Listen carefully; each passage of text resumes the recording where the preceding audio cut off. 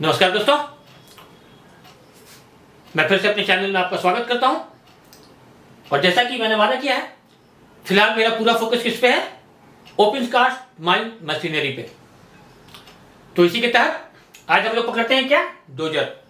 भाई डोजर ऐसा मशीन है ना कि अगर ओपन कास्ट माइंस चलाना है तो जितना जबरदस्त मेरा डोजर है उतना तगड़ा मेरा प्रोजेक्ट चलेगा। भाई डोजर के बिना आप ओसीपी में कुछ भी नहीं कर सकते। मान लीजिए मेन मशीन, अगर माइंस को सुचारू ढंग से चलाना है, आपको हॉल रोडवेज बनाना है, आपको ब्लास्टिंग के लिए साइड बनाना है, पैच बनाना है, या कोई भी काम है, भैया डोजर मोस्ट इंपॉर्टेंट मशीन क्या है? आपका डोजर है।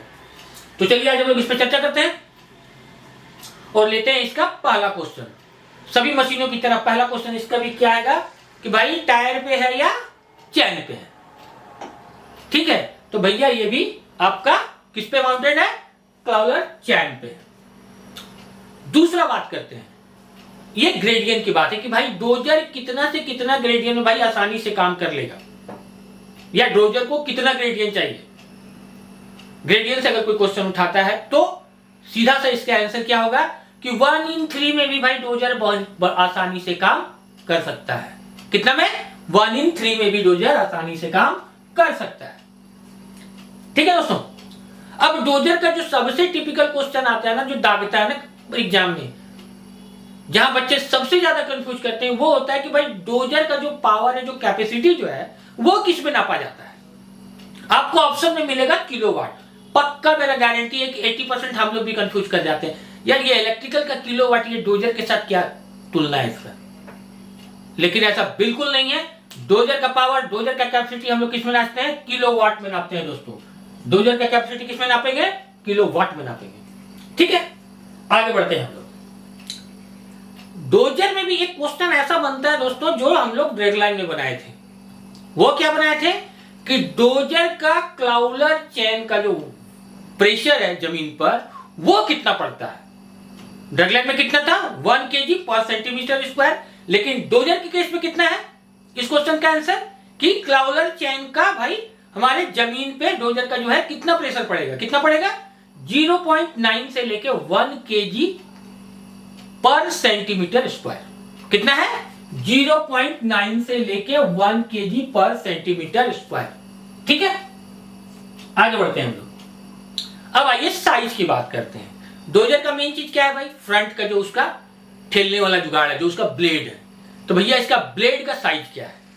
ठीक है, तो चौड़ाई में अगर हम बात करें तो कितना है चौड़ाई? डोजर का ब्लेड का चौड़ाई कितना है? सबसे पहले तो यह आयताकार होगा और इसकी चौड़ाई 5 से 6 मीटर होगी, लेकिन थोड़ा सा ऐसे गोल शेप में होगा। ठीक है, आयताकार 5 से 6 मीटर चौड़ा, लेकिन हल्का सा ऐसे गोल करके। ठीक है, और अगर हम हाइट की बात करें तो डोजर की ब्लेड की हाइट कितनी होगी? 1.2 से 1.3 मीटर की हाइट होगी उसमें।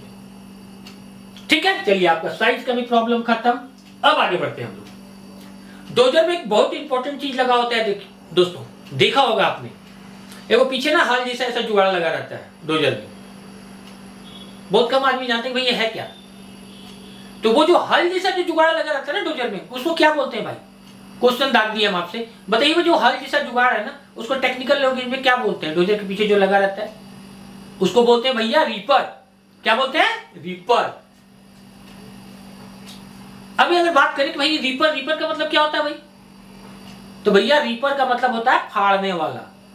ठीक है, घुसाया जमीन में, सीधा फाड़ दिया जमीन को। ठीक है, अब एक क्वेश्चन आता है कि भाई जो ये रीपर है ना, ये कितना गहरा कट लेता है? कितना गहरा कट लेता है? रीपर जो है मेरा, डोजर का जो रीपर है, वो जमीन पे कितना गहरा कट लेता है? कितना गहरा लेगा? 0.3 से 0.6 तक का जो है वो गहरा कट लेगा, लेकिन समानांतर लेगा, एक समान। 0.3 मारा तो 0.3 टानता चला गया, 0.6 मारा तो 0.6 टानता चला गया। माने जो मारेगा पूरा पैरेलल सीधा टानता हुआ चला जाएगा वो। तो कितना गहरा कट लेगा जमीन में? 0.3 से 0.6 तक का गहरा समानांतर कट लेगा ये। ठीक है, अब एक चीज आता है इसमें कि कोल माइंस में जो हम लोग रीपर जो इस्तेमाल कर रहे हैं ना, वो कौन सा शंक वाला होता है? कौन सा होगा? वो सिंगल शंक वाला होगा। कोल माइंस में जो हम लोग यूज कर रहे हैं वो कौन सा होगा? सिंगल शंक वाला। और अगर नरम मिट्टी में या सॉफ्ट जगह हम लोग इस्तेमाल कर रहे हैं, वो कौन सा शंक वाला होगा? वो डबल शंक वाला होगा। कोल माइंस में सिंगल शंक रीपर इस्तेमाल हो रहा है, और नरम मिट्टी या सॉफ्ट जगह पे जो हम इस्तेमाल कर रहे हैं वो डबल शंक वाला हम लोग इस्तेमाल कर रहे हैं। ठीक है। और डोजर का लास्ट क्वेश्चन और रीपर से रिलेटेड ये जो क्वेश्चन है वो क्या है कि रीपर को जमीन में कितने मीटर तक घुसाया जा सकता है?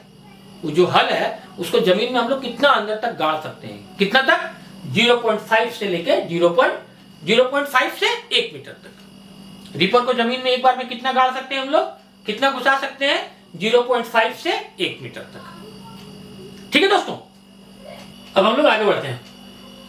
लेते हैं आज का दूसरा मशीन। क्या है ये? स्क्रैपर। अब स्क्रैपर का पहला क्वेश्चन क्या आएगा कि भाई टायर पे है या चैन पे है? किस पे है? टायर पे है। और ये किससे चलती है? डीजल से चलती है। पहला क्वेश्चन, स्क्रैपर किस पे चलती है? टायर से चलती है और डीजल से चलती है। ठीक है भाई।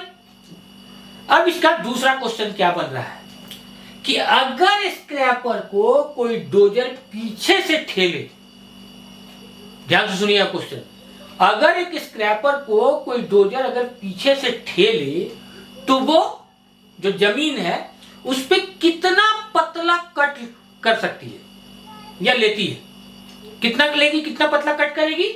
100 mm से लेके 200 mm पतली परत काट सकती है। पतली परत को वो कट कर सकती है। किस सिचुएशन में? अगर स्क्रैपर को कोई डोजर पीछे से धक्का दे रहा है तब, या ठेल रहा है, तो क्या होगा? 100 mm से 200 mm पतली परत वो काट सकती है। ठीक है। अब आगे बढ़ते हैं कि स्क्रैपर का जो बकेट है ना, वो कितने मीटर स्क्रैपर जब चल लेता है तो वो भरता है। क्या स्क्रैपर तो इसे घिसटता हुआ चलता है ना, तो वो कितनी दूरी तय करेगा कि उसका बकेट भर जाएगा? कितनी दूरी पे?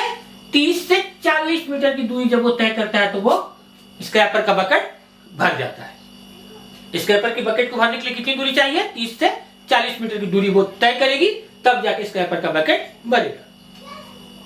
अब आता बात, ध्यान से सुनिएगा, क्वेश्चन बड़ी इंपॉर्टेंट क्वेश्चन है दोस्तों। क्या होगा इस क्वेश्चन में कि लीड अगर 300 से 500 मीटर है तो एक डोजर के साथ में कितने स्क्रैपर लगाते हैं?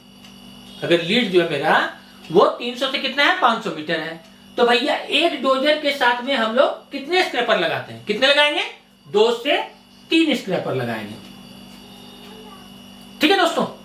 अब हम बात करते हैं इसकी स्क्रैपर की बकेट कैपेसिटी की। स्क्रैपर की बकेट कैपेसिटी कैसी है भाई? तो कैसी है? 8 से लेके 22 क्यूबिक मीटर तक का बकेट कैपेसिटी है। किसका? स्क्रैपर का। स्क्रैपर का कैपेसिटी कितना है? बकेट कैपेसिटी 8 से 22 क्यूबिक मीटर तक का बकेट कैपेसिटी। ठीक है। स्पीड की अगर हम बात करें, स्क्रैपर का स्पीड कितना है? तो कितना है दोस्तों? खाली स्क्रैपर का जो स्पीड है वो कितना है? 30 किलोमीटर प्रति घंटा। स्क्रैपर की स्पीड खाली अवस्था में, खाली स्क्रैपर 30 किलोमीटर प्रति घंटे की रफ्तार से दौड़ सकती है। ठीक है।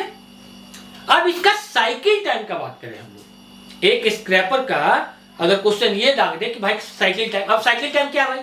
तो भाई स्क्रैपर को जो है लोड लेने, वहां तक ले जाने, डंप करने और गिरा के पुनः यहां तक आने में, पूरे लीड को जितना वो कवर कर रहा है उस पूरे टाइम को मिला के हम लोग क्या बोलते हैं? Cycle time. तो भैया इसका साइकिल टाइम कितना होगा? स्क्रैपर का साइकिल टाइम क्या है? तो 5 से 6 मिनट का टाइम है इसका साइकिल टाइम। और स्क्रैपर का आज के डेट का सबसे मोस्ट इंपॉर्टेंट क्वेश्चन ये बनता है दोस्तों कि स्क्रैपर का आज के डेट में सबसे ज्यादा यूज कहां होता है? माइनिंग इंडस्ट्री में। स्क्रैपर का आज के माइनिंग इंडस्ट्री में सबसे ज्यादा यूज कहां होता है? सीधा सा आंसर है माइनिंग रिक्लेमिनेशन में। सबसे ज्यादा इस्तेमाल कहां होता है? माइनिंग रिक्लेमिनेशन में। ठीक है दोस्तों। और दूसरा लास्ट क्वेश्चन इसका क्या बोलता है कि स्क्रैपर माल को 300 से 400 मीटर दूर जाकर डंप में अनलोड करता है। क्या क्वेश्चन है कि स्क्रैपर जो है वो कितनी दूर ले जाके माल को अनलोड करता है डंप में? कितनी दूर पे? 300 से 400 मीटर की दूरी तक का जो डंप है उसमें स्क्रैपर अपना माल को डंप कर सकता है।